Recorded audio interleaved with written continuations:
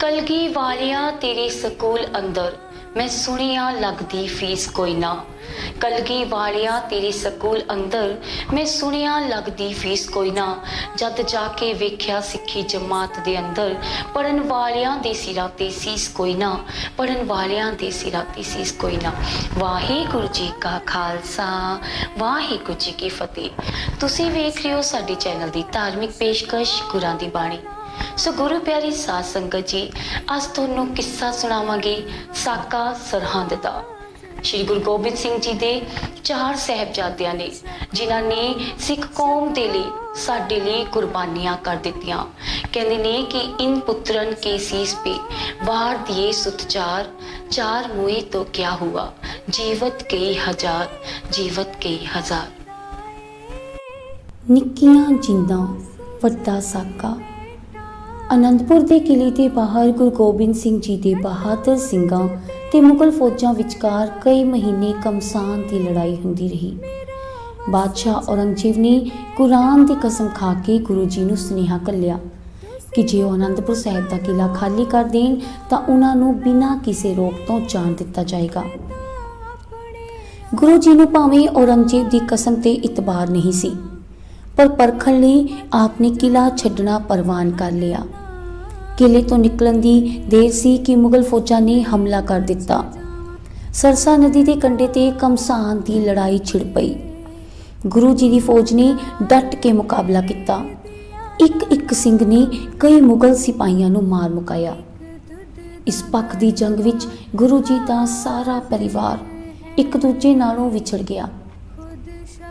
छोटे सपुत्र साहिबजादा बाबा जोरावर सिंह जी ते साहिबजादा बाबा फतेह सिंह जी अपनी दादी माता गुजरी जी दे नाल चले गए। बिखड़े रस्तियां तो लंघदे घने जंगलां थाणी हुंदे अगे ही अगे तुरदे गए। रस्ते विच कई जंगली जानवर उन्हां दे कोलों लंघे। शेर भी दिखाई दिते, सप भी दिसे, पर दलेर साहिबजादे अपने प्यारे दादी जी के नाल बाणी का पाठ करते करते बिना किसी डर पो दे अगाह ही अगाह तुरते गए। अपने दादी जी तो साखियां भी सुनते रहे। इस तरह उन्हों का पैंडा भी सौखा कटिया गया।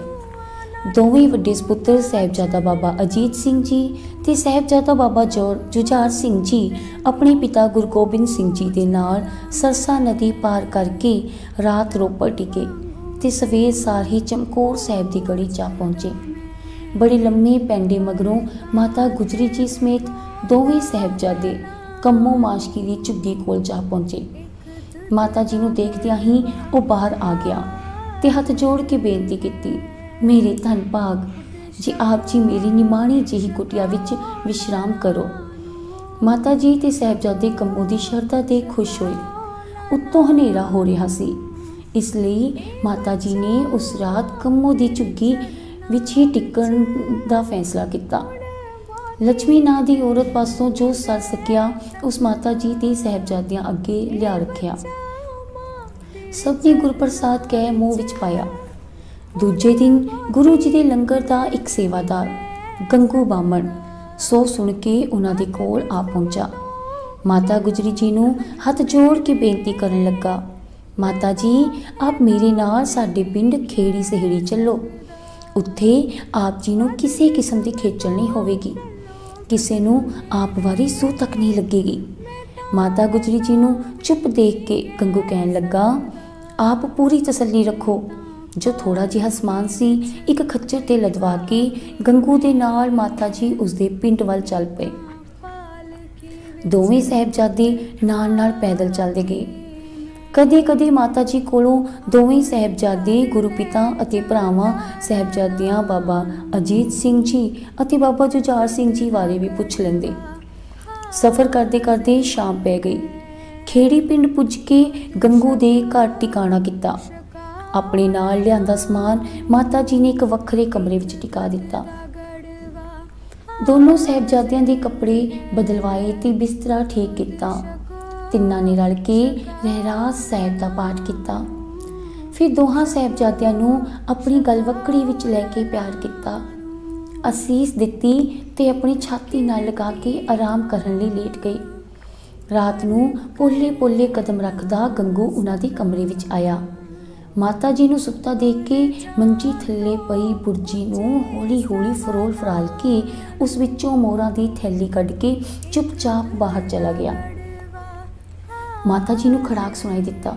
ਗੰਗੂ ਦੇ ਅੰਦਰ ਆਉਣ ਦਾ ਝੋਲਾ ਪਿਆ, ਦੱਬੇ ਪੈਰੀ ਬਾਹਰ ਜਾਣ ਦਾ ਵੀ ਪਤਾ ਲੱਗ ਗਿਆ, ਪਰ ਮਾਤਾ ਜੀ ਨੇ ਉਸ ਵੇਲੇ ਕੁਝ ਨਾ ਕਿਹਾ।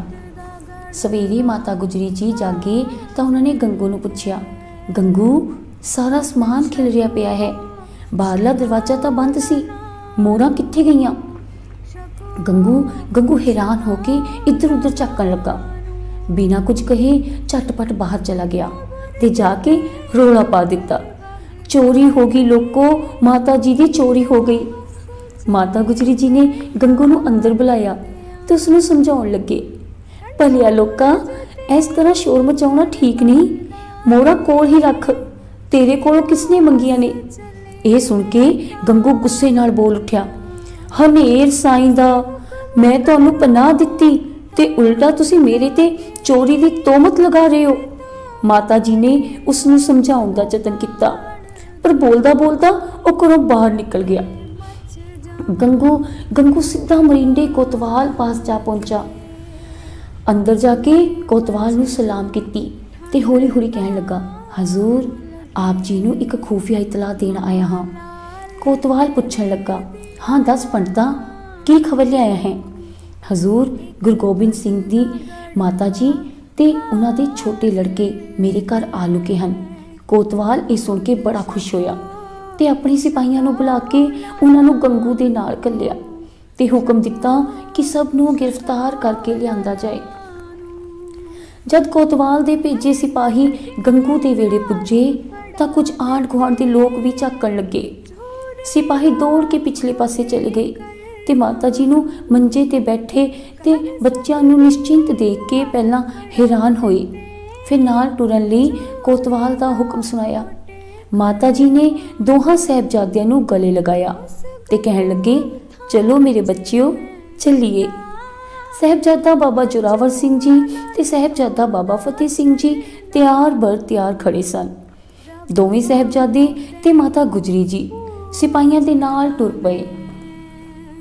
ਇਤਨੇ ਨੂੰ ਬਾਹਰ ਭੀੜ ਇਕੱਠੀ ਹੋ ਗਈ ਸੀ। ਗੰਗੂ ਇੱਕ ਪਾਸੇ ਖੜਾ ਸੀ, ਲੋਕ ਉਸ ਵੱਲ ਉਂਗਲੀਆਂ ਕਰ ਰਹੇ ਸਨ। ਉਹ ਅੱਖਾਂ ਨੀਵੀਆਂ ਪਾ ਕੇ ਇੱਕ ਪਾਸੇ ਖਲੋਤਾ ਸੀ। ਇੱਕ ਜਨਾਨੀ ਬੋਲੀ, ਵੇਖੀ ਜੇ ਇਸ ਨਮਕ ਹਰਾਮ ਦੀ ਕਰਤੂਤ, ਇਹਨਾਂ ਨੂੰ ਆਪਣੇ ਘਰ ਲਿਆ ਕੇ ਸਰਕਾਰ ਨੂੰ ਜਾ ਖਬਰ ਦਿੱਤੀ ਸੂ। ਦੂਜਾ ਬੋਲਿਆ, ਇਹਨਾਂ ਮਾਸੂਮਾਂ ਨੇ ਸਰਕਾਰ ਦਾ ਕੀ ਵਿਗਾੜਿਆ ਹੈ? ਸਾਰੇ ਕਹਿ ਰਹੇ ਸਨ, ਇਹਨਾਂ ਦੀ ਦਾਦੀ ਦੇ ਚਿਹਰੇ ਤੇ ਕਿੰਨਾ ਨੂਰ ਹੈ। ਲੋਕਾਂ ਦੇ ਦੇਖਦਿਆਂ ਹੀ ਮਾਤਾ ਜੀ ਨੂੰ ਤੇ ਦੋਹਾਂ ਸਾਹਿਬਜ਼ਾਦਿਆਂ ਨੂੰ ਸਿਪਾਹੀ ਆਪਣੇ ਨਾਲ ਲੈ ਗਏ। ਲੋਕ ਬੁੱਲ ਟੁਕਦੇ ਹੀ ਰਹਿ ਗਏ। ਰਾਤ ਨੂੰ ਮਾਤਾ ਜੀ ਤੇ ਦੋਹਾਂ ਸਾਹਿਬਜ਼ਾਦਿਆਂ ਨੂੰ ਮੁਰਿੰਡੇ ਦੀ ਹਵਾਲਾਤ ਵਿੱਚ ਰੱਖਿਆ ਗਿਆ। ਸ਼ਾਂਤੀ ਦੇ ਪੁੰਜ ਮਾਤਾ ਗੁਜਰੀ ਜੀ ਨੇ ਦੋਹਾਂ ਸਾਹਿਬਜ਼ਾਦਿਆਂ ਨੂੰ ਪਿਆਰ ਤੇ ਦਿਲਾਸਾ ਦੇ ਕੇ ਆਪਣੇ ਕੋਲ ਬਿਠਾਇਆ। ਉਹਨਾਂ ਨੂੰ ਗੁਰੂ ਨਾਨਕ ਦੇ ਸਿੱਖਾਂ ਦੀ ਬਹਾਦਰੀ ਦੇ ਕਾਰਨਾਮੇ ਸੁਣਾਉਂਦੇ ਰਹੇ। ਗੁਰੂ ਅਰਜਨ ਦੇਵ ਜੀ ਤੇ ਗੁਰੂ ਤੇਗ ਬਹਾਦਰ ਜੀ ਦੀਆਂ ਅਦੁੱਤੀ ਸ਼ਹੀਦੀ ਦੀਆਂ ਸਾਖੀਆਂ ਉਹਨਾਂ ਨੂੰ ਸੁਣਾਈਆਂ। ਫਿਰ ਤਿੰਨਾਂ ਨੇ ਮਿਲ ਕੇ ਰਹਿਰਾਸ ਸਾਹਿਬ ਤੇ ਕੀਰਤਨ ਸੁਹੇਲੇ ਦਾ ਪਾਠ ਕੀਤਾ ਤੇ ਰਾਤ ਨੂੰ ਚਟਾਈ ਤੇ ਹੀ ਵਿਸ਼ਰਾਮ ਕੀਤਾ। ਦੂਜੇ ਦਿਨ ਸਵੇਰੇ ਹੀ ਮਾਤਾ ਗੁਜਰੀ ਜੀ ਤੇ ਸਾਹਿਬਜ਼ਾਦਿਆਂ ਨੂੰ ਇੱਕ ਬੈਲ ਗੱਡੀ ਤੇ ਬਿਠਾ ਕੇ ਬਸੀ ਦੇ ਥਾਣੇ ਲੈ ਗਏ। ਲੋਕਾਂ ਦੀ ਭੀੜ ਨਾਲ ਹੀ ਚੱਲਦੀ ਜਾ ਰਹੀ ਸੀ। ਲੋਕ ਹੈਰਾਨ ਹੋ ਕੇ ਇੱਕ ਦੂਜੇ ਤੋਂ ਪੁੱਛ ਰਹੇ ਸਨ ਕਿ ਬਿਰਧ ਮਾਤਾ ਤੇ ਮਾਸੂਮ ਬੱਚਿਆਂ ਨੂੰ ਕਿਉਂ ਕੈਦ ਕੀਤਾ ਗਿਆ ਹੈ। ਮਾਤਾ ਜੀ ਤੇ ਦੋਵੇਂ ਸਾਹਿਬਜ਼ਾਦੇ ਜਿੱਥੋਂ ਵੀ ਲੰਘਦੇ ਲੋਕ ਘਰਾਂ ਤੋਂ ਬਾਹਰ ਆ ਜਾਂਦੇ। ਦਲੇਰ ਤੇ ਨਿਡਰ ਸਾਹਿਬਜ਼ਾਦਿਆਂ ਨੂੰ ਦੇਖ ਕੇ ਲੋਕ ਕਹਿ ਰਹੇ ਸਨ, ਆਪਣੇ ਬਹਾਦਰ ਪਿਤਾ ਦੇ ਬਹਾਦਰ ਸਪੂਤ ਹਨ। ਆਸ-ਪਾਸ ਖੜੇ ਮਰਦਾਂ ਤੇ ਜਨਾਨੀਆਂ ਦੀਆਂ ਇਹੋ ਜਿਹੀਆਂ ਗੱਲਾਂ ਸੁਣ ਕੇ ਸਿਪਾਹੀ ਘਬਰਾ ਕੇ ਜਲਦੀ ਅੱਗੇ ਟੁਰਦੇ ਜਾਂਦੇ। ਗੱਡੇ ਵਾਲਾ ਬਲਦਾਂ ਨੂੰ ਤੇਜ਼ ਹਿੱਕਦਾ ਜਾਂਦਾ ਤਾਂ ਜੋ ਉਹ ਛੇਤੀ ਤੋਂ ਛੇਤੀ ਸਰਹੰਦ ਪਹੁੰਚ ਜਾਣ। ਸਰਹੰਦ ਪਹੁੰਚ ਕੇ ਰਾਤ ਵੇਲੇ ਮਾਤਾ ਜੀ ਤੇ ਦੋਹਾਂ ਸਾਹਿਬਜ਼ਾਦਿਆਂ ਨੂੰ ਠੰਡੇ ਬੁਰਜ ਵਿੱਚ ਰੱਖਿਆ ਗਿਆ। ਮੋਤੀ ਰਾਮ ਮਹਿਰਾ ਨੇ ਮਾਤਾ ਜੀ ਤੇ ਦੋਹਾਂ ਸਾਹਿਬਜ਼ਾਦਿਆਂ ਨੂੰ ਜਾਨ ਹੀਲ ਕੇ ਠੰਡੇ ਬੁਰਜ ਵਿੱਚ ਦੁੱਧ ਪਿਲਾਇਆ ਸਾਹਿਬਜ਼ਾਦਾ ਬਾਬਾ ਜ਼ੋਰਾਵਰ ਸਿੰਘ ਜੀ ਤੇ ਸਾਹਿਬਜ਼ਾਦਾ ਬਾਬਾ ਫਤਿਹ ਸਿੰਘ ਜੀ ਆਪਣੀ ਦਾਦੀ ਜੀ ਕੋਲ ਬੈਠ ਕੇ ਉਹਨਾਂ ਕੋਲੋਂ ਸਾਖੀਆਂ ਸੁਣਦੇ ਰਹੇ। ਗੁਰੂ ਸਾਹਿਬਾਂ ਦੇ ਆਦਰਸ਼ਾਂ ਬਾਰੇ ਸੁਣ ਕੇ ਸਾਹਿਬਜ਼ਾਦੇ ਕਹਿਣ ਲੱਗੇ, ਮਾਤਾ ਜੀ ਅਸੀਂ ਦਸ਼ਮੇਸ਼ ਪਿਤਾ ਦੇ ਪੁੱਤਰ ਹਾਂ, ਆਪਣੇ ਧਰਮ ਦੀ ਲਾਜ ਰੱਖਾਂਗੇ। ਧੰਨ ਭਾਗ ਹਮਰੇ ਹੈ ਮਾਈ, ਧੰਨ ਭਾਗ ਹਮਰੇ ਹੈ ਮਾਈ, ਧਰਮ ਹੇਤ ਤੰਜੇ ਕਰ ਸਜਾਈ। ਮਾਤਾ ਜੀ ਇਹ ਸੁਣ ਕੇ ਬੜੇ ਪ੍ਰਸੰਨ ਹੋਏ ਤੇ ਦੋਹਾਂ ਸਾਹਿਬਜ਼ਾਦਿਆਂ ਨੂੰ ਆਸ਼ੀਰਵਾਦ ਦਿੱਤਾ। ਦੂਜੇ ਦਿਨ ਸਵੇਰੇ ਹੀ ਨਵਾਬ ਦੇ ਸਿਪਾਹੀ ਪਹੁੰਚ ਗਏ। ਉਹਨਾਂ ਨੇ ਮਾਤਾ ਗੁਜਰੀ ਜੀ ਨੂੰ ਪ੍ਰਣਾਮ ਕੀਤਾ ਤੇ ਕਹਿਣ ਲੱਗੇ, ਇਹਨਾਂ ਬੱਚਿਆਂ ਨੂੰ ਨਵਾਬ ਸਾਹਿਬ ਦੀ ਕਚਹਿਰੀ ਵਿੱਚ ਲਿਜਾਣ ਦਾ ਹੁਕਮ ਮਿਲਿਆ ਹੈ। ਮਾਤਾ ਜੀ ਪੁੱਛਣ ਲੱਗੇ, ਕਿਸ ਦੋਸ਼ ਵਿੱਚ ਲੈ ਕੇ ਜਾਣਾ ਹੈ? ਸਿਪਾਹੀਆਂ ਨੇ ਜਵਾਬ ਦਿੱਤਾ, ਅਸੀਂ ਕੀ ਜਾਣੀਏ, ਅਸਾਂ ਤਾਂ ਹੁਕਮ ਦੀ ਪਾਲਣਾ ਕਰਨੀ ਹੈ। ਮਾਤਾ ਜੀ ਨੇ ਬੱਚਿਆਂ ਨੂੰ ਪਿਆਰ ਕੀਤਾ ਤੇ ਅਸੀਸ ਦਿੱਤੀ। ਦੋਵੇਂ ਸਾਹਿਬਜ਼ਾਦੇ ਆਪਣੇ ਦਾਦੀ ਜੀ ਦੀ ਅੱਗੇ ਸਿਰ ਝੁਕਾ ਕੇ ਸਿਪਾਹੀਆਂ ਦੇ ਨਾਲ ਚੱਲਣ ਲਈ ਤਿਆਰ ਹੋ ਪਏ। ਦੋਹਾਂ ਸਾਹਿਬਜ਼ਾਦਿਆਂ ਨੂੰ ਸਿਪਾਹੀ ਪੈਦਲ ਹੀ ਨਵਾਬ ਵਜ਼ੀਰ ਖਾਨ ਦੀ ਕਚਹਿਰੀ ਵੱਲ ਲੈ ਗਏ। ਜਦ ਸਾਹਿਬਜ਼ਾਦੇ ਕਚਹਿਰੀ ਦੇ ਨੇੜੇ ਪਹੁੰਚੇ ਤਾਂ ਉਹਨਾਂ ਦੇਖਿਆ ਕਿ ਵੱਡਾ ਦਰਵਾਜ਼ਾ ਬੰਦ ਕਰ ਦਿੱਤਾ ਗਿਆ ਹੈ ਤੇ ਇੱਕ ਨਿੱਕੀ ਜਿਹੀ ਬਾਰੀ ਖੁੱਲੀ ਹੈ, ਜਿਸ ਦੇ ਅੰਦਰ ਜਾਣ ਲਈ ਝੁਕਣਾ ਪੈਂਦਾ ਹੈ। ਸੂਝਵਾਨ ਸਾਹਿਬਜ਼ਾਦੇ ਹਾਕਮਾਂ ਦੀ ਚਾਲ ਸਮਝ ਕੇ ਬੜੀ ਚੁਸਤੀ ਨਾਲ ਉਹਨਾਂ ਨੇ ਪਹਿਲੋਂ ਆਪਣੇ ਚਰਨ ਅੰਦਰ ਕੀਤੇ ਤੇ ਬਿਨਾਂ ਸੀਸ ਝੁਕਾਏ ਅੰਦਰ ਦਾਖਲ ਹੋ ਗਏ। ਨਵਾਬ ਵਜ਼ੀਰ ਖਾਨ ਦੀ ਕਚਹਿਰੀ ਲੱਗੀ ਸੀ। ਸਾਹਿਬਜ਼ਾਦਿਆਂ ਨੇ ਅੰਦਰ ਪਹੁੰਚਦਿਆਂ ਹੀ ਗੱਜ ਕੇ ਫਤਿਹ ਬੁਲਾਈ, ਵਾਹਿਗੁਰੂ ਜੀ ਕਾ ਖਾਲਸਾ, ਵਾਹਿਗੁਰੂ ਜੀ ਕੀ ਫਤਿਹ।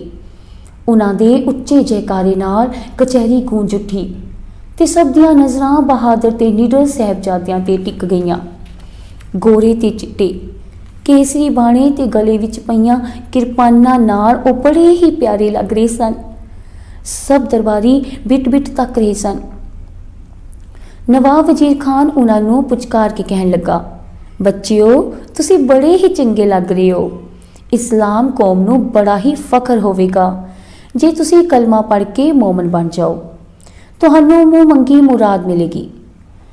ਦੋਵੇਂ ਸਾਹਿਬਜ਼ਾਦੇ ਗੱਜ ਕੇ ਬੋਲੇ, ਸਾਡਾ ਧਰਮ ਸਾਨੂੰ ਪਿਆਰਾ ਹੈ, ਸੰਸਾਰੀ ਵਸਤੂਆਂ ਨੂੰ ਅਸੀਂ ਤੁੱਛ ਸਮਝਦੇ ਹਾਂ। ਉਹਨਾਂ ਦਾ ਇਹ ਜਵਾਬ ਸੁਣ ਕੇ ਨਵਾਬ ਨੂੰ ਗੁੱਸਾ ਆਇਆ, ਪਰ ਪੀ ਗਿਆ। ਨਵਾਬ ਵਜ਼ੀਰ ਖਾਨ ਨੇ ਦੋਵਾਂ ਸਾਹਿਬਜ਼ਾਦਿਆਂ ਨੂੰ ਲਾਲਚ ਦਿੱਤਾ ਕਿ ਤੁਹਾਨੂੰ ਧਨ ਦੌਲਤ, ਉੱਚੇ ਰੁਤਬੇ ਅਤੇ ਸ਼ਾਹੀ ਸੁੱਖ ਪ੍ਰਦਾਨ ਕੀਤੇ ਜਾਣਗੇ ਜੇਕਰ ਤੁਸੀਂ ਦੀਨ ਕਬੂਲ ਕਰ ਲਵੋ। ਦੋਵਾਂ ਸਾਹਿਬਜ਼ਾਦਿਆਂ ਨੇ ਗੱਜ ਕੇ ਕਿਹਾ, ਅਸੀਂ ਸੱਚ ਤੇ ਧਰਮ ਲਈ ਆਪਣਾ ਹਰ ਜਨਮ ਕੁਰਬਾਨ ਕਰਦੇ ਹਾਂ। ਨਵਾਬ ਗੁੱਸੇ ਵਿੱਚ ਆ ਗਿਆ। ਨਵਾਬ ਨੇ ਕਾਜ਼ੀ ਨੂੰ ਫਤਵਾ ਲਾਉਣ ਲਈ ਕਿਹਾ। ਨਵਾਬ ਦੀ ਗੱਲ ਸੁਣ ਕੇ ਕਾਜ਼ੀ ਸੋਚ ਵਿੱਚ ਪੈ ਗਿਆ। ਫਿਰ ਨਵਾਬ ਵਜ਼ੀਰ ਖਾਨ ਸਾਹਿਬਜ਼ਾਦਿਆਂ ਨੂੰ ਸਮਝਾਉਣ ਲੱਗਾ, ਤੁਸੀਂ ਅਜੇ ਮਾਸੂਮ ਹੋ, ਤੁਹਾਡੀ ਉਮਰ ਖਾਣ ਪੀਣ ਦੀ ਹੈ। ਸਾਡਾ ਕਹਿਣਾ ਮੰਨੋ, ਜਾਗੀਰਾਂ ਤੁਹਾਨੂੰ ਦੇਵਾਂਗਾ, ਇੱਥੇ ਵੀ ਮੌਜਾਂ ਤੇ ਅਗਲੇ ਜਹਾਨ ਵਿੱਚ ਵੀ ਤੁਹਾਨੂੰ ਜੰਨਤ ਨਸੀਬ ਹੋਵੇਗੀ। ਬੇਖੌਫ ਹੋ ਕੇ ਸਾਹਿਬਜ਼ਾਦਾ ਬਾਬਾ ਜ਼ੋਰਾਵਰ ਸਿੰਘ ਜੀ ਬੋਲੇ, ਸਾਡੀ ਜੰਗ ਜਬਰ ਤੇ ਬੇਇਨਸਾਫੀ ਦੇ ਵਿਰੁੱਧ ਹੈ। ਅਸੀਂ ਗੁਰੂ ਗੋਬਿੰਦ ਸਿੰਘ ਜੀ ਦੇ ਸਪੁੱਤਰ ਹਾਂ, ਗੁਰੂ ਤੇਗ ਬਹਾਦਰ ਜੀ ਦੇ ਪੋਤਰੇ ਹਾਂ, ਗੁਰੂ ਅਰਜਨ ਦੇਵ ਜੀ ਦੀ ਬੰਸ ਵਿੱਚੋਂ ਹਾਂ। ਉਹਨਾਂ ਦੇ ਪਾਏ ਪੂਰਨਿਆਂ ਤੇ ਚੱਲਾਂਗੇ। ਅਸੀਂ ਆਪਣੇ ਧਰਮ ਦੀ ਰੱਖਿਆ ਲਈ ਹਰ ਕੁਰਬਾਨੀ ਦੇਣ ਨੂੰ ਤਿਆਰ ਹਾਂ। ਨਵਾਬ ਨੇ ਹੌਲੇ ਜਿਹੇ ਕਿਹਾ, ਹੈ ਇਤਨਾ ਫਖਰ ਆਪਣੇ ਧਰਮ ਤੇ? ਦੀਵਾਨ ਸੁੱਚਾਨੰਦ ਜੋ ਉੱਥੇ ਬੈਠਾ ਸੀ ਉੱਠ ਕੇ ਸਾਹਿਬਜ਼ਾਦਿਆਂ ਦੇ ਕੋਲ ਗਿਆ ਤੇ ਉਹਨਾਂ ਨੂੰ ਪੁੱਛਣ ਲੱਗਾ, ਜੇ ਤੁਹਾਨੂੰ ਛੱਡ ਦਿੱਤਾ ਜਾਏ ਤਾਂ ਤੁਸੀਂ ਕਿੱਥੇ ਜਾਓਗੇ? ਸਾਹਿਬਜ਼ਾਦਾ ਬਾਬਾ ਜ਼ੋਰਾਵਰ ਸਿੰਘ ਜੀ ਬੋਲੇ, ਜੰਗਲਾਂ ਵਿੱਚ ਜਾ ਕੇ ਸਿੱਖ ਇਕੱਠੇ ਕਰਾਂਗੇ, ਘੋੜੇ ਲਿਆਵਾਂਗੇ ਤੇ ਤੁਹਾਡੇ ਨਾਲ ਮੁਕਾਬਲੇ ਤੇ ਆ ਕੇ ਲੜਾਂਗੇ। ਦੀਵਾਨ ਸੁੱਚਾਨੰਦ ਬੋਲਿਆ, ਤੁਹਾਨੂੰ ਪਤਾ ਹੈ ਤੁਹਾਡਾ ਪਿਤਾ ਮਾਰਿਆ ਗਿਆ ਹੈ, ਤੁਸੀਂ ਜਿੱਦ ਛੱਡ ਦਿਓ ਤੇ ਨਵਾਬ ਦਾ ਕਹਿਣਾ ਮੰਨ ਲਵੋ। ਦੋਵੇਂ ਸਾਹਿਬਜ਼ਾਦੇ ਗਰਜ ਕੇ ਬੋਲੇ, ਸਾਡੇ ਪਿਤਾ ਨੂੰ ਮਾਰਨ ਵਾਲਾ ਕੌਣ ਹੈ? ਉਹ ਆਪ ਸਮਰੱਥ ਹਨ, ਤੁਹਾਡੀ ਨਸੀਹਤ ਦੀ ਲੋੜ ਨਹੀਂ। ਜਦ ਤੱਕ ਇਹ ਜ਼ਾਲਮ ਰਾਜ ਨਸ਼ਟ ਨਹੀਂ ਹੋ ਜਾਂਦਾ ਤਦ ਤੱਕ ਅਸੀਂ ਲੜਦੇ ਹੀ ਰਹਾਂਗੇ। ਸੁੱਚਾਨੰਦ ਨੂੰ ਸਿੱਖ ਘਰ ਦੀ ਰੀਤ ਸੁਣਾਉਂਦੇ ਕਮਾਲ ਦੇ ਬਚਨ ਸਾਹਿਬਜ਼ਾਦਿਆਂ ਨੇ ਕਹੇ, ਹਮਰੇ ਬੰਸ ਰੀਤ ਇਮ ਆਈ, ਸੀਸ ਦੇਤ ਪਰ ਧਰਮ ਨ ਜਾਈ, ਸੀਸ ਦੇਤ ਪਰ ਧਰਮ ਨ ਜਾਈ। ਦੀਵਾਨ ਸੁੱਚਾ ਨੰਦ ਨੂੰ ਹੈਰਾਨੀ ਵੀ ਹੋਈ ਤੇ ਗੁੱਸਾ ਵੀ ਆਇਆ। ਬੁੜਬੁੜ ਕਰਦਾ ਉਹ ਨਵਾਬ ਵਜ਼ੀਰ ਖਾਨ ਦੇ ਕੋਲ ਆਇਆ ਤੇ ਉਸਨੂੰ ਕਹਿਣ ਲੱਗਾ, ਨਵਾਬ ਸਾਹਿਬ, ਸੱਪ ਨੂੰ ਮਾਰਨਾ ਤੇ ਸਭ ਦੇ ਬੱਚਿਆਂ ਨੂੰ ਪਾਲਣਾ ਸਿਆਣਪ ਨਹੀਂ। ਭੇੜੀਏ ਦਾ ਬੱਚਾ ਭੇੜੀਆ ਹੀ ਹੁੰਦਾ ਹੈ। ਇਹਨਾਂ ਨੇ ਵੱਡਿਆਂ ਹੋ ਕੇ ਬਗਾਵਤ ਹੀ ਕਰਨੀ ਹੈ। ਇਹਨਾਂ ਨੂੰ ਜ਼ਰੂਰ ਸਜ਼ਾ ਮਿਲਣੀ ਚਾਹੀਦੀ ਹੈ। ਨਵਾਬ ਨੇ ਦੀਵਾਨ ਸੁੱਚਾ ਨੰਦ ਦੀ ਗੱਲ ਧਿਆਨ ਨਾਲ ਸੁਣੀ। ਜਦ ਨਵਾਬ ਕਾਜੀ ਅਤੇ ਦੀਵਾਨ ਸੁੱਚਾ ਨੰਦ ਦੀ ਗੱਲਬਾਤ ਚੱਲ ਰਹੀ ਸੀ ਤਾਂ ਦੋਵੇਂ ਬੜੀ ਬੇਪਰਵਾਹੀ ਨਾਲ ਤੇ ਬਿਨਾਂ ਕਿਸੇ ਡਰ ਭੈ ਦੇ ਆਪਸ ਵਿੱਚ ਗੱਲਾਂ ਬਾਤਾਂ ਕਰਦੇ, ਹੱਸਦੇ ਖੇਡਦੇ ਰਹੇ। ਚਾਰੇ ਪਾਸੇ ਖੜੇ ਤੇ ਬੈਠੇ ਦਰਬਾਰੀ ਤੇ ਹੋਰ ਲੋਕ ਹੈਰਾਨ ਹੋ ਰਹੇ ਸਨ ਕਿ ਇਹਨਾਂ ਦੀ ਜ਼ਿੰਦਗੀ ਮੌਤ ਦਾ ਫੈਸਲਾ ਹੋ ਰਿਹਾ ਹੈ, ਪਰ ਇਹਨਾਂ ਦੇ ਚਿਹਰਿਆਂ ਤੇ ਕੋਈ ਫਿਕਰ ਚਿੰਤਾ ਹੀ ਨਹੀਂ। ਨਵਾਬ ਨੇ ਫਿਰ ਕਾਜੀ ਨੂੰ ਕਿਹਾ, ਦੀਵਾਨ ਸਾਹਿਬ ਨੂੰ ਦਿੱਤੇ ਇਹਨਾਂ ਤੇ ਗੁਸਤਾਖੀ ਭਰੇ ਜਵਾਬ ਆਪਨੇ ਸੁਣੇ ਹੀ ਹਨ। ਇਹਨਾਂ ਨੂੰ ਰਿਹਾ ਕਰਨਾ ਠੀਕ ਨਹੀਂ ਹੋਵੇਗਾ। ਇਹ ਤਾਂ ਆਪਣੇ ਬਾਪ ਦੀ ਤਰ੍ਹਾਂ ਬਗਾਵਤ ਦਾ ਝੰਡਾ ਖੜਾ ਕਰਨਗੇ। ਕਾਜੀ ਨੇ ਵੀ ਸੁੱਚਾ ਨੰਦ ਨਾਲ ਹੋਈ ਸਾਹਿਬਜ਼ਾਦਿਆਂ ਦੀ ਗੱਲ ਸੁਣੀ ਸੀ। ਕੁਝ ਦੇਰ ਸੋਚ ਕੇ ਉੱਠ ਖੜਾ ਹੋਇਆ ਤੇ ਫਤਵਾ ਦਿੱਤਾ, ਇਹ ਬੱਚੇ ਬਗਾਵਤ ਤੇ ਤੁਲੇ ਹੋਏ ਹਨ। ਇਹਨਾਂ ਨੂੰ ਜ਼ਿੰਦਾ ਨੀਹਾਂ ਵਿੱਚ ਚਿਣ ਦਿੱਤਾ ਜਾਏ। ਕਾਜੀ ਦਾ ਇਹ ਫਤਵਾ ਸੁਣ ਕੇ ਦਰਬਾਰ ਵਿੱਚ ਹਾਜ਼ਰ ਸਭ ਲੋਕ ਦੰਗ ਰਹਿ ਗਏ, ਪਰ ਨਿਡਰ ਸਾਹਿਬਜ਼ਾਦੇ ਬੜੀ ਬੇਪਰਵਾਹੀ ਨਾਲ ਖੜੇ ਸਨ। ਕਾਜ਼ੀ ਨੇ ਨਵਾਬ ਨੂੰ ਸਲਾਹ ਦਿੱਤੀ, ਇਹਨਾਂ ਬੱਚਿਆਂ ਨੂੰ ਨਵਾਬ ਮਲੇਰਕੋਟਲਾ ਦੇ ਹਵਾਲੇ ਕਰ ਦਿਓ। ਇਹਨਾਂ ਦੇ ਬਾਪ ਨੇ ਦੇ ਸਿੱਖਾਂ ਨੇ ਉਸ ਦਾ ਭਰਾ ਮਾਰ ਦਿੱਤਾ ਸੀ, ਉਹ ਆਪਣਾ ਬਦਲਾ ਲੈ ਲਵੇ। ਨਵਾਬ ਨੇ ਸ਼ੇਰ ਮੁਹੰਮਦ ਖਾਨ ਨੂੰ ਸੁਨੇਹਾ ਘੱਲਿਆ। ਜਦ ਉਹ ਆਇਆ ਤਾਂ ਨਵਾਬ ਨੇ ਉਸ ਨੂੰ ਕਿਹਾ, ਸ਼ੇਰ ਮੁਹੰਮਦ ਖਾਨ, ਗੁਰੂ ਗੋਬਿੰਦ ਸਿੰਘ ਦੇ ਸਿੱਖਾਂ ਨੇ ਤੁਹਾਡੇ ਭਰਾ ਨੂੰ ਮਾਰ ਦਿੱਤਾ ਸੀ। ਹੁਣ ਮੌਕਾ ਹੈ ਬਦਲਾ ਲੈਣ ਦਾ। ਗੁਰੂ ਦੇ 2 ਬੇਟੇ ਗ੍ਰਿਫਤਾਰ ਕਰਕੇ ਲਿਆਂਦੇ ਗਏ ਹਨ। ਕਾਜ਼ੀ ਸਾਹਿਬ ਨੇ ਫਤਵਾ ਦਿੱਤਾ ਹੈ ਕਿ ਇਹਨਾਂ ਨੂੰ ਜ਼ਿੰਦਾ ਨੀਹਾਂ ਵਿੱਚ ਚਿਣਵਾ ਦਿੱਤਾ ਜਾਏ। ਇਹ ਤੇਰੇ ਹਵਾਲੇ ਕੀਤੇ ਜਾ ਰਹੇ ਹਨ, ਤੂੰ ਫਤਵੇ ਦੀ ਤਾਮੀਲ ਕਰਨੀ ਹੈ। ਇਹ ਸੁਣ ਕੇ ਸ਼ੇਰ ਮੁਹੰਮਦ ਖਾਨ ਹੱਕਾ ਬੱਕਾ ਹੋ ਗਿਆ। ਉਸਦੇ ਮੂੰਹੋਂ ਗੱਲ ਨਾ ਨਿਕਲੇ। ਆਖਰ ਹੋਕਾਂ ਭਰ ਕੇ ਕਹਿਣ ਲੱਗਾ, ਨਵਾਬ ਸਾਹਿਬ, ਇਹ ਜ਼ੁਲਮ ਹੈ। ਮੇਰਾ ਭਰਾ ਤਾਂ ਲੜਾਈ ਵਿੱਚ ਮਾਰਿਆ ਗਿਆ ਸੀ। ਇਹਨਾਂ ਮਾਸੂਮਾਂ ਦਾ ਕੀ ਕਸੂਰ ਹੈ। ਇਸ ਤਰ੍ਹਾਂ ਹਾਂ ਦਾ ਨਾਰਾ ਮਾਰ ਉਹ ਬਾਹਰ ਨਿਕਲ ਗਿਆ। ਇੱਧਰ ਨਵਾਬ ਵਜ਼ੀਰ ਖਾਨ ਨੇ ਹੁਕਮ ਦਿੱਤਾ ਕਿ ਦੋਹਾਂ ਸਾਹਿਬਜ਼ਾਦਿਆਂ ਨੂੰ ਵਾਪਸ ਬੁਰਜ ਵਿੱਚ ਘੱਲ ਦਿੱਤਾ ਜਾਏ। ਉੱਧਰ ਆਪਣੇ ਅਹਿਲਕਾਰਾਂ ਨੂੰ ਹਿਦਾਇਤ ਕੀਤੀ ਕਿ ਇਹਨਾਂ ਨੂੰ ਨੀਹਾਂ ਵਿੱਚ ਚਿਣਨ ਲਈ ਕਿਸੇ ਜੱਲਾਦ ਦਾ ਫੌਰਨ ਬੰਦੋਬਸਤ ਕੀਤਾ ਜਾਏ। ਸਾਹਿਬਜ਼ਾਦੇ ਠੰਡੇ ਬੁਰਜ ਵਿੱਚ ਮਾਤਾ ਗੁਜਰੀ ਜੀ ਕੋਲ ਪਹੁੰਚੇ ਤੇ ਕਚਹਿਰੀ ਵਿੱਚ ਹੋਈ ਸਾਰੀ ਗੱਲਬਾਤ ਸੁਣਾਈ। ਮਾਤਾ ਜੀ ਨੇ ਦੋਵਾਂ ਸਾਹਿਬਜ਼ਾਦਿਆਂ ਨੂੰ ਸ਼ਾਬਾਸ਼ ਦਿੱਤੀ ਤੇ ਉਹਨਾਂ ਨੇ ਦੋਹਾਂ ਸਾਹਿਬਜ਼ਾਦਿਆਂ ਨੂੰ ਘੁੱਟ ਕੇ ਗਲ ਨਾਲ ਲਗਾ ਲਿਆ। ਤੁਸਾਂ ਰੱਖ ਵਿਖਾਈ ਹੈ, ਵਾਹਿਗੁਰੂ ਸਦਾ ਆਪ ਜੀ ਦੇ ਅੰਗ ਸੰਗ ਹਨ। ਦੂਜੇ ਦਿਨ ਸਵੇਰੇ ਦੋਹਾਂ ਸਾਹਿਬਜ਼ਾਦਿਆਂ ਨੂੰ ਮੁੜ ਨਵਾਬ ਦੀ ਕਚਹਿਰੀ ਵਿੱਚ ਪੇਸ਼ ਕੀਤਾ ਗਿਆ। ਨਵਾਬ ਨੇ ਉਹਨਾਂ ਨੂੰ ਪੁੱਛਿਆ, ਕਿਉਂ ਬੱਚਿਓ, ਤੁਹਾਡਾ ਕੀ ਇਰਾਦਾ ਹੈ? ਦੀਨ ਕਬੂਲਦੇ ਹੋ ਕਿ ਤੁਹਾਨੂੰ ਨੀਹਾਂ ਵਿੱਚ ਚਿਣਵਾ ਦਿੱਤਾ ਜਾਏ? ਦੋਵੇਂ ਸਾਹਿਬਜ਼ਾਦੇ ਨਿਧੜਕ ਬੋਲੇ, ਅਸੀਂ ਕਦੇ ਵੀ ਆਪਣਾ ਧਰਮ ਨਹੀਂ ਤਿਆਗਾਂਗੇ। ਇਹ ਸੁਣ ਕੇ ਨਵਾਬ ਅਚੰਭਿਤ ਹੋ ਗਿਆ। ਉਸ ਦਾ ਇੱਕ ਅਹਿਲਕਾਰ ਅੱਗੇ ਆਇਆ ਤੇ ਕਹਿਣ ਲੱਗਾ, ਹਜ਼ੂਰ, ਦਿੱਲੀ ਤੋਂ ਸ਼ਾਹੀ ਜੱਲਾਦ ਸ਼ਾਸ਼ਲ ਬੇਗ ਤੇ ਬਾਸ਼ਲ ਬੇਗ ਕਚਹਿਰੀ ਵਿੱਚ ਪੇਸ਼ ਹੋਏ ਹਨ। ਇਹ ਦੋਵੇਂ ਜੱਲਾਦ ਸਮਾਣੇ ਦੇ ਰਹਿਣ ਵਾਲੇ ਹਨ। ਇਹਨਾਂ ਦੇ ਮੁਕੱਦਮੇ ਦੀ ਅੱਜ ਤਰੀਕ ਹੈ। ਜੇ ਆਪ ਇਹਨਾਂ ਨੂੰ ਬਰੀ ਕਰ ਦਿਓ ਤਾਂ ਇਹ ਜੱਲਾਦ ਇਹਨਾਂ ਬੱਚਿਆਂ ਨੂੰ ਨੀਹਾਂ ਵਿੱਚ ਚਿਣਨ ਨੂੰ ਤਿਆਰ ਹਨ। ਨਵਾਬ ਨੇ ਹੁਕਮ ਕੀਤਾ, ਇਹਨਾਂ ਜੱਲਾਦਾਂ ਦਾ ਮੁਕੱਦਮਾ ਬਰਖਾਸਤ ਕੀਤਾ ਜਾਂਦਾ ਹੈ। ਇਹ ਦੋਵੇਂ ਇਹਨਾਂ ਦੇ ਹਵਾਲੇ ਕਰ ਦਿੱਤੇ ਜਾਣ। ਜੱਲਾਦਾਂ ਨੇ ਅੱਗੇ ਹੋ ਕੇ ਸਲਾਮ ਕੀਤੀ ਤੇ ਕਿਹਾ, ਜੋ ਹੁਕਮ ਹਜ਼ੂਰ ਦਾ। ਸਿਪਾਹੀ ਦੋਹਾਂ ਸਾਹਿਬਜ਼ਾਦਿਆਂ ਨੂੰ ਕਚਹਿਰੀ ਤੋਂ ਬਾਹਰ ਲੈ ਗਏ। ਲੋਕਾਂ ਦੀ ਭੀੜ ਜੁੜ ਗਈ। ਮਰਦ ਤੇ ਇਸਤਰੀਆਂ ਇਹ ਸੁਣ ਕੇ ਹੈਰਾਨ ਹੋ ਰਹੇ ਸਨ ਕਿ ਇਹਨਾਂ ਮਾਸੂਮ ਬੱਚਿਆਂ ਨੂੰ ਜਿੰਦਾ ਦੀਵਾਰਾਂ ਵਿੱਚ ਚਿਣੇ ਜਾਣ ਦੀ ਸਜ਼ਾ ਮਿਲੀ ਹੈ। ਇੱਧਰੋਂ ਆਵਾਜ਼ਾਂ ਆ ਰਹੀਆਂ ਸਨ ਕਿ ਜ਼ੁਲਮ ਕੀਤਾ ਇਹਨਾਂ ਨਿਆਣਿਆਂ ਨੇ। ਹਨੇਰ ਸਾਈਂ ਦਾ ਕਿੱਡਾ ਜ਼ੁਲਮ ਹੈ। ਨੀ ਭੈਣਾ, ਦੇਖ ਕਿੱਡੇ ਬੇਖੌਫ ਨੇ ਇਹ ਬਾਲਕ। ਗੁਰੂ ਗੋਬਿੰਦ ਸਿੰਘ ਜੀ ਦੇ ਬਹਾਦਰ ਸਪੂਤ ਨੇ। ਲੋਕੀ ਉਂਗਲਾਂ ਟੁੱਕ ਰਹੇ ਸਨ।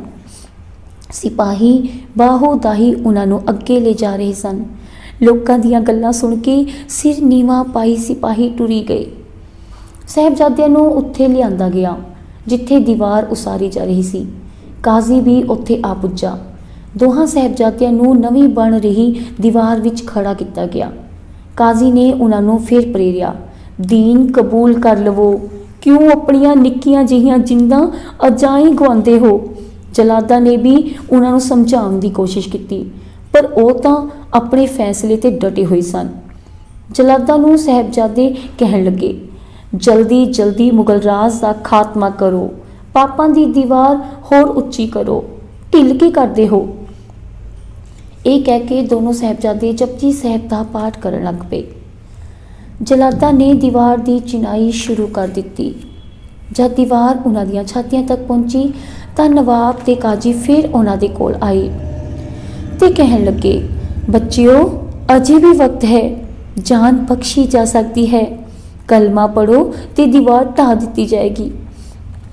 ਸਾਹਿਬਜ਼ਾਦੇ ਗੱਜ ਕੇ ਬੋਲੇ, ਅਸੀਂ ਆਪਣਾ ਧਰਮ ਨਹੀਂ ਤਿਆਗਾਂਗੇ, ਮਰਨ ਤੋਂ ਅਸੀਂ ਨਹੀਂ ਡਰਦੇ, ਕਰੋੜ ਵਾਰ ਵੀ ਜ਼ਿੰਦਗੀ ਮਿਲੇ ਤਾਂ ਵੀ ਧਰਮ ਦੇ ਟਾਕਰੇ ਹੇਠ ਹੈ। ਇਹ ਸੁਣ ਕੇ ਨਵਾਬ ਤੇ ਕਾਜ਼ੀ ਦੰਗ ਰਹਿ ਗਏ। ਆਸ-ਪਾਸ ਖੜੇ ਲੋਕਾਂ ਦੀਆਂ ਅੱਖਾਂ ਵਿੱਚ ਹੰਝੂ ਭਰ ਆਏ। ਲੋਕ ਕਹਿ ਰਹੇ ਸਨ, ਧੰਨ ਜਨਨੀ ਜਿੰਜਾਇਆ, ਧੰਨ ਪਿਤਾ ਪ੍ਰਧਾਨ। ਦੀਵਾਰਾਂ ਹੋਰ ਉੱਚੀਆਂ ਹੋ ਗਈਆਂ, ਗਲੇ ਤੱਕ ਪਹੁੰਚ ਗਈਆਂ। ਦੋਨੋਂ ਸਾਹਿਬਜ਼ਾਦੇ ਇੱਕ ਦੂਜੇ ਵੱਲ ਦੇਖ ਕੇ ਕਹਿ ਰਹੇ ਸਨ, ਇਹ ਸਾਡੀ ਪ੍ਰੀਖਿਆ ਲੈਣਾ ਚਾਹੁੰਦੇ ਹਨ। ਇਹਨਾਂ ਹਾਕਮਾਂ ਨੂੰ ਇਹ ਪਤਾ ਨਹੀਂ ਕਿ ਗੁਰੂ ਨਾਨਕ ਦੇ ਸਿੱਖ ਕਿਸੇ ਤੋਂ ਡਰਦੇ ਨਹੀਂ। ਗੁਰੂ ਅਰਜਨ ਦੇਵ ਜੀ ਨੇ ਤੱਤੇ ਤਵੀਆਂ ਤੇ ਬੈਠ ਕੇ ਸ਼ਹੀਦੀ ਦਿੱਤੀ ਹੈ। ਉਹਨਾਂ ਨੇ ਮਨੁੱਖ ਨੂੰ ਜਿੱਥੇ ਜੀਵਨ ਦੀ ਜਾਚ ਦੱਸੀ, ਉੱਥੇ ਮਰਨ ਦਾ ਵੀ ਵੱਲ ਦੱਸਿਆ। ਛੋਟੇ ਸਾਹਿਬਜ਼ਾਦੇ ਬਾਬਾ ਫਤਿਹ ਸਿੰਘ ਜੀ ਨੇ ਕਿਹਾ, ਸਾਡੇ ਦਾਦਾ ਜੀ ਗੁਰੂ ਤੇਗ ਬਹਾਦਰ ਜੀ ਨੇ ਸੀਸ ਦਿਆ ਪਰ ਸਰੀਰ ਨਾ ਦਿਆ। ਅਸੀਂ ਹੁਣ ਜਲਦੀ ਹੀ ਉਹਨਾਂ ਕੋਲ ਪਹੁੰਚ ਜਾਵਾਂਗੇ। ਉਹ ਸਾਨੂੰ ਉਡੀਕ ਰਹੇ ਹਨ। ਥੋੜੀ ਦੇਰ ਮਗਰੋਂ ਦੋਨੋਂ ਸਾਹਿਬਜ਼ਾਦੇ ਬੇਹੋਸ਼ ਹੋ ਗਏ। ਇਹ ਦੇਖ ਕੇ ਜਲਾਦ ਘਬਰਾ ਗਏ। ਆਪਸ ਵਿੱਚ ਸਲਾਹ ਕਰਕੇ ਕਹਿਣ ਲੱਗੇ, ਇਹ ਹੁਣ ਅਖੀਰਲੇ ਦਮਾਂ ਤੇ ਹਨ, ਦੀਵਾਰ ਹੋਰ ਉੱਚੀ ਕਰਨ ਦੀ ਜ਼ਰੂਰਤ ਨਹੀਂ, ਇਹਨਾਂ ਨੂੰ ਜੀਵਾ ਕਰਕੇ ਕੰਮ ਖਤਮ ਕੀਤਾ ਜਾਏ। ਉੱਤੋਂ ਰਾਤ ਪੈ ਰਹੀ ਹੈ। ਦੀਵਾਰ ਡਿੱਗ ਗਈ ਤੇ ਬੇਹੋਸ਼ ਹੋਏ ਸਾਹਿਬਜ਼ਾਦੇ ਨੂੰ ਬਾਹਰ ਕੱਢ ਕੇ ਜ਼ਮੀਨ ਤੇ ਲਿਟਾ ਦਿੱਤਾ ਗਿਆ ਤੇ ਸ਼ਹੀਦ ਕਰ ਦਿੱਤਾ ਗਿਆ। ਆਸ-ਪਾਸ ਖੜੇ ਲੋਕਾਂ ਦੀਆਂ ਅੱਖਾਂ ਵਿੱਚ ਹੰਝੂ ਵਹਿ ਤੁਰੇ ਤੇ ਹੋਕਾ ਭਰ ਕੇ ਕਹਿਣ ਲੱਗੇ, ਐਡਾ ਜ਼ੁਲਮ, ਰੱਬ ਦੀ ਕਚਹਿਰੀ ਵਿੱਚ ਕੀ ਜਵਾਬ ਦੇਣਗੇ ਇਹ ਜ਼ਾਲਮ ਨਵਾਬ ਤੇ ਕਾਜੀ। ਇੱਧਰ ਸਾਹਿਬਜ਼ਾਦੇ ਸ਼ਹੀਦ ਹੋਏ ਤੇ ਉੱਧਰ ਬੁਰਜ ਵਿੱਚ ਸਮਾਧੀ ਲਗਾ ਕੇ ਮਾਤਾ ਗੁਜਰੀ ਜੀ ਨੇ ਪ੍ਰਾਣ ਤਿਆਗ ਦਿੱਤੇ। ਸਾਹਿਬਜ਼ਾਦਿਆਂ ਦੇ ਸ਼ਹੀਦ ਹੋਣ ਦੀ ਖਬਰ ਦੇਣ ਵਾਲਾ ਸਿਪਾਹੀ ਜਦ ਬੁਰਜ ਦੇ ਉੱਪਰ ਪਹੁੰਚਿਆ ਤਾਂ ਉਸਨੇ ਦੇਖਿਆ ਕਿ ਮਾਤਾ ਜੀ ਤਾਂ ਸੰਸਾਰ ਤੋਂ ਅੱਗੇ ਹੀ ਕੂਚ ਕਰ ਚੁੱਕੇ ਹਨ। ਸਰਹੰਦ ਸ਼ਹਿਰ ਵਿੱਚ ਸੁਨਸਾਨੀ ਫੈਲ ਗਈ। ਘਰ ਘਰ ਵਿੱਚ ਇਸ ਜ਼ੁਲਮ ਦੀ ਚਰਚਾ ਹੋਣ ਲੱਗੀ। ਲੋਕ ਕਹਿਣ, ਕਿੰਨਾ ਕਹਿਰ ਹੈ, ਦੁਨੀਆ ਵਿੱਚ ਇਹੋ ਜਿਹਾ ਜ਼ੁਲਮ ਕਦੀ ਨਹੀਂ ਹੋਇਆ। ਆਪਣਾ ਰਾਜ ਮੁਗਲਾਂ ਆਪੇ ਨਸ਼ਟ ਕਰ ਲਿਆ। ਜੇ ਕੋਈ ਸੁਣਦਾ ਬੇਵਸੇ ਹੀ ਉਸ ਦੀਆਂ ਅੱਖਾਂ ਵਿੱਚ ਹੰਝੂ ਭਰ ਆਉਂਦੇ। ਉਸੇ ਰਾਤ ਹੀ ਦੀਵਾਨ ਟੋਡਰਮਲ ਜੋ ਇੱਕ ਜੋਰੀ ਸੀ, ਨਵਾਬ ਵਜ਼ੀਰ ਖਾਂ ਕੋਲ ਪੁੱਜਾ ਤੇ ਕਹਿਣ ਲੱਗਾ, ਨਵਾਬ ਸਾਹਿਬ, ਇਹਨਾਂ ਬੱਚਿਆਂ ਦੇ ਸੰਸਕਾਰ ਲਈ ਇਜਾਜ਼ਤ ਦਿੱਤੀ ਜਾਏ। ਥੋੜੇ ਹੀ ਸਮੇਂ ਮਗਰੋਂ ਜਦ ਗੁਰੂ ਗੋਬਿੰਦ ਸਿੰਘ ਜੀ ਨੰਦੇੜ ਗਏ ਤਾਂ ਉੱਥੋਂ ਮਾਧੋਦਾਸ ਬੈਰਾਗੀ ਜੀ ਦੇ ਚਰਨੀ ਟੈਪਿਆ ਤੇ ਗੁਰੂ ਜੀ ਦੀ। ਨਵਾਬ ਕਹਿਣ ਲੱਗਾ, ਜਿੰਨੀ ਜਗ੍ਹਾ ਚਾਹੀਦੀ ਹੈ ਉਨੀ ਥਾਂ ਤੇ ਮੋਹਰਾਂ ਵਿਛਾ ਕੇ ਮੁੱਲ ਦੇਣਾ ਪਏਗਾ। ਦੀਵਾਨ ਟੋਡਰਮਲ ਸੇਵਾ ਦਾ ਮੌਕਾ ਜਾਣ ਘਰੋਂ ਜਾ ਕੇ ਮੋਹਰਾਂ ਦੀਆਂ ਥੈਲੀਆਂ ਲੈ ਆਇਆ। ਜਿੰਨੀ ਜ਼ਮੀਨ ਸੰਸਕਾਰ ਲਈ ਚਾਹੀਦੀ ਸੀ ਨਿਸ਼ਾਨ ਲਗਾ ਕੇ ਦਿੱਤਾ ਤੇ ਸੋਨੇ ਦੀਆਂ ਮੋਹਰਾਂ ਵਿਛਾ ਕੇ ਮੁੱਲ ਤਾਰ ਦਿੱਤਾ। ਮਾਤਾ ਗੁਜਰੀ ਜੀ ਤੇ ਦੋਹਾਂ ਸਾਹਿਬਜ਼ਾਦਿਆਂ ਦਾ ਬੜੇ ਸਤਿਕਾਰ ਨਾਲ ਸੰਸਕਾਰ ਕੀਤਾ ਗਿਆ। ਇੰਨੀ ਛੋਟੀ ਉਮਰ ਦੇ ਸ਼ਹੀਦਾਂ ਦੀ ਮਿਸਾਲ ਸਾਰੀ ਦੁਨੀਆ ਵਿੱਚ ਨਹੀਂ ਮਿਲਦੀ। ਸਾਹਿਬਜ਼ਾਦਾ ਜ਼ੋਰਾਵਰ ਸਿੰਘ ਜੀ ਦੀ ਉਮਰ 7 ਸਾਲ 11 ਮਹੀਨੇ ਸੀ, ਜਨਮ ਸਨ 1696 ਤੇ ਸਾਹਿਬਜ਼ਾਦਾ ਫਤਿਹ ਸਿੰਘ ਜੀ ਸਿਰਫ 5 ਸਾਲ 10 ਮਹੀਨੇ, ਜਨਮ ਸਨ 1699 ਦੇ ਸਨ। ਐਡੇ ਛੋਟੇ ਬੱਚਿਆਂ ਨੇ ਵੱਡੇ ਬਜ਼ੁਰਗਾਂ ਜਿਹੇ ਕਾਰਨਾਮੇ ਕਰ ਦਿਖਾਏ। ਇਸ ਲਈ ਅਸੀਂ ਉਹਨਾਂ ਨੂੰ ਬਾਬਾ ਜ਼ੋਰਾਵਰ ਸਿੰਘ ਜੀ ਤੇ ਬਾਬਾ ਫਤਿਹ ਸਿੰਘ ਜੀ ਕਹਿ ਕੇ ਯਾਦ ਕਰਦੇ ਹਾਂ। ਸ਼੍ਰੀ ਗੁਰੂ ਗੋਬਿੰਦ ਸਿੰਘ ਜੀ ਉਹਨਾਂ ਦਿਨਾਂ ਵਿੱਚ ਰਾਏਕੋਟ ਦੇ ਇਲਾਕੇ ਵਿੱਚ ਵਿਚ ਰਹੇ ਸਨ। ਜਦ ਉਹਨਾਂ ਕੋਲ ਸਾਹਿਬਜ਼ਾਦਿਆਂ ਦੀ ਸ਼ਹੀਦੀ ਦੀ ਖਬਰ ਨੂਰਾ ਮਾਹੀ ਲੈ ਕੇ ਗਿਆ ਤਾਂ ਆਪ ਨੇ ਤੀਰ ਦੀ ਨੋਕ ਨਾਲ ਕਾਹੀ ਦੇ ਬੂਟੇ ਨੂੰ ਪੁੱਟ ਕੇ ਫਰਮਾਇਆ, ਹੁਣ ਮੁਗਲ ਰਾਜ ਦੀ ਜੜ ਪੁੱਟੀ ਗਈ। ਲੋਕ ਕਹਿ ਰਹੇ ਸਨ, ਕਟਵਾ ਕੇ ਸਰਚਾਰ ਇੱਕ ਆਂਸੂ ਨਾ ਗਿਰਾਇਆ, ਕਟਵਾ ਕੇ ਸਰਚਾਰ ਇੱਕ ਆਂਸੂ ਨਾ ਗਿਰਾਇਆ, रूह फूंक दी गोबिंद ने औलाद कटाकर, रूह फूंक दी गोबिंद ने औलाद कटाकर। थोड़े ही समय मगरों जब गुरु गोबिंद सिंह जी नंदेड़ गए तां उत्थे माधोदास बैरागी गुरु जी दे चरनी टै पिया ते गुरु जी दी बख्शिश सदका सिंह सज के बाबा बंदा सिंह बहादुर बनिया। इसने मुगल राज दीआं नीहां पोलियां कीतियां ते सरहंद दी इट नाल इट खड़का दित्ती। सुतंत्र राज स्थापित किया, नानक नाम का सिक्का चलाया ते देख देख फतेह की मोहर बनाई। हिंदी के राष्ट्रीय कवि मैथिली शरण गुप्त ने अपने महाकाव्य भारत भारती विच लिखा है, जिस कुल जात कौम के बच्चे दे सकते यूं बलिदान, उसका वर्तमान कुछ भी हो, भविष्य है महामहान, भविष्य है महामहान। निक्कियां जिंदा वड्डा साका। सो ये सी गुरु गोबिंद सिंह जी के छोटे साहिबजादियां दा इतिहास। गुरुद्वारा ज्योति स्वरूप ते गुरुद्वारा श्री फतेहगढ़ साहिब ठंडा बुर्ज। तुहानूं दस देना चाहती हाँ कि जिन्ने भी महीने हुंदे ने उन्हां विचों पोह दा महीना सब तो ठंडा हुंदा है। माता गुजरी जी ने ते छोटे साहिबजादियां ने बिना रजाई तो पाटे लीड़े कपड़ियां दे नाल ठंडे बुर्ज दे विच रातां गुजारियां सी।